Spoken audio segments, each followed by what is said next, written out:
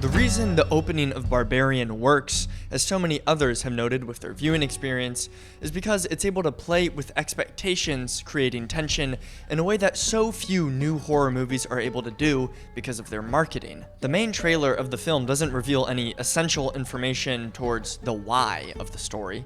It focuses primarily on the inciting incident. It's a trailer for the first third of the film. It opens with a young woman, Tess, arriving at her Airbnb in a bad neighborhood on a rainy night, only to discover that it's already occupied by a creepy-looking man, stunt casted by Pennywise the Clown, which is actually really important, who claims to have booked the same place. Despite her hesitation, she agrees to stay the night. The trailer builds unease through a series of subtle red flags, doors creaking open on their own, strange noises from the basement, and of course, the discovery of a hidden passage leading to a dark corridor. As the tension escalates, quick flashes of disturbing images, cryptic warnings suggest something much more sinister is happening beneath the surface of the house. The trailer intrigues the viewer by giving them a central question: what's going on in this Airbnb? But misdirects them by giving them a false trail to follow. Why don't you come inside and we'll call these idiots. But of course, this isn't groundbreaking. Pretty much every horror film tries to hide as much essential information as possible. But I think you'll notice that most modern horror movies seem like they're required to show what or who the monster or central tension is, because ultimately, they need to get butts in the seats of movie theaters. The trailer for Heretic tells us that Hugh Grant will be terrorizing these two Mormon missionaries, both physically and philosophically. The Conjuring franchise is pretty much always clear about which monster will be showing up this time around. Even a movie that's seemingly shrouded in intrigue and mystery like Longlegs is still marketed off the back of Nicolas Cage's disturbing performance and face, while still trying their best to hide that face. In each one of these examples, the trailer doesn't give us any illusions about what the premise is. It just makes us curious to know how the story will unfold. And from the offset, this appears to be the same case for Barbarian, but what made it special upon seeing it for the first time in theaters is that our conception of the premise based off of the trailers was intentionally misguided. We come into this movie thinking that it's going to be a horror film about an Airbnb booking gone wrong, with an untrustworthy man at the center of the action. A strong enough idea. And each interaction with Bill Skarsgård reinforces that feeling because of his unnerving performance. Hey.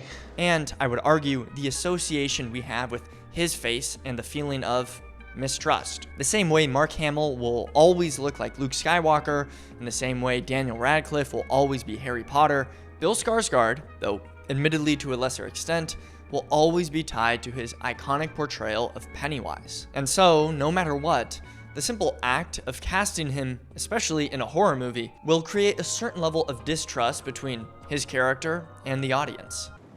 In case I'm some kind of weirdo who's broken in here to sleep.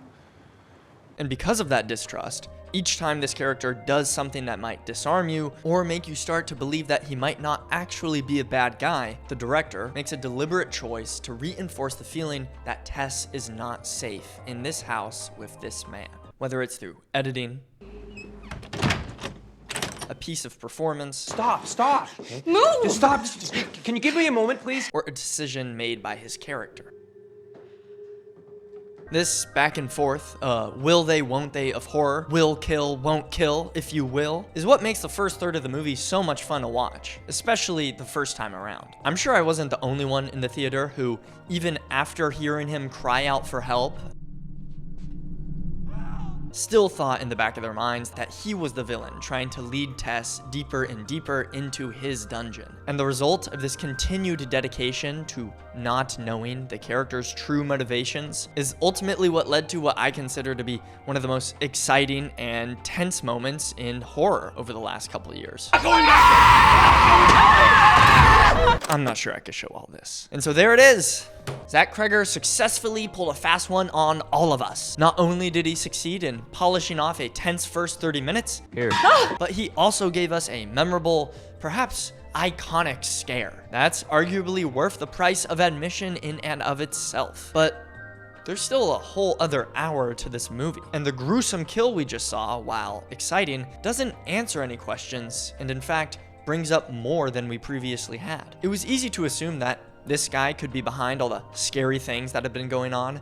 But now that we know he isn't, what's next? And I think when Barbarian is at its best, it's when the audience is asking those very same questions. What's next? What is going on here? Your mileage may vary on the Jason Long portion of this movie.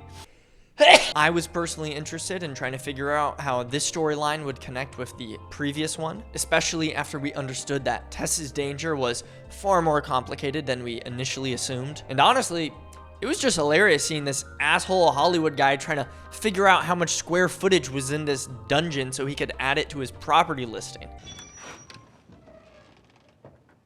Oh, shit.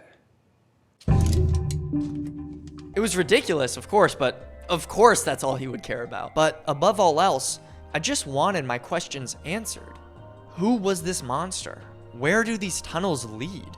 What is going on here? But unfortunately, Barbarian isn't successful in creating tension out of those questions the way it was in the first portion of the film with Pennywise. For one, it answers them too quickly. The flashback to the 80s, while stylistically interesting, occurs with still a hefty portion of the runtime to go, and nearly every answer regarding what's going on here is answered.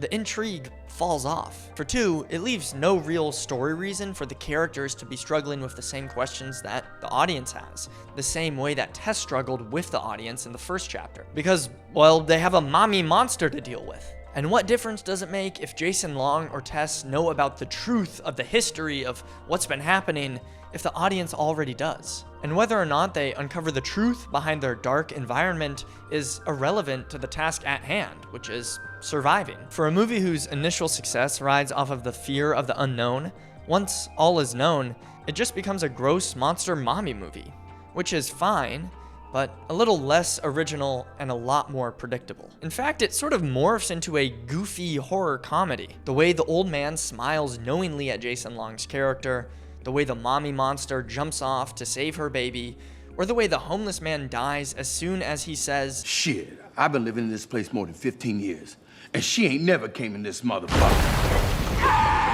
It's like the movie takes a dump on itself for trying to be serious about its mystery, and now it's trying to wash away that tension with goofy comedy. For my money, the first half of the film absolutely clears the back half. The first half great, second half stupid, And unfortunately, that's my fear with Zach Cregger's new film, Weapons. Yes, if you didn't know, the highly marketed and lauded new horror film Weapons is directed by the very same director as Barbarian, Zach Cregger. And honestly, it's been my second most anticipated film for quite a long time. Once again, it's a movie shrouded in mystery and intrigue, which really excites me, but it also makes me a little bit scared. I'm nervous it will be another film that loses its steam once all of its questions have been answered. For that reason, every time I see the trailer played in a movie theater, I close my eyes and plug my ears and go la la la la so I don't hear anything. But nevertheless, Barbarian showed a lot of promise out of a filmmaker who is making their first feature film. And if there's one thing I love, it's watching a good horror movie in a movie theater. My head is telling me to be wary, but my heart is telling me to get hyped. I guess the only thing I can do now is go and see it. Oh shit! Weapons is a 5-star masterpiece. That's a wrap on this week's video. Let me know what you thought of Barbarian. Let me know what you thought of Weapons. If you're still watching this, thank you so much. Genuinely thank you so much for sticking around. I love you so much. I could kiss you wet on the... Never mind.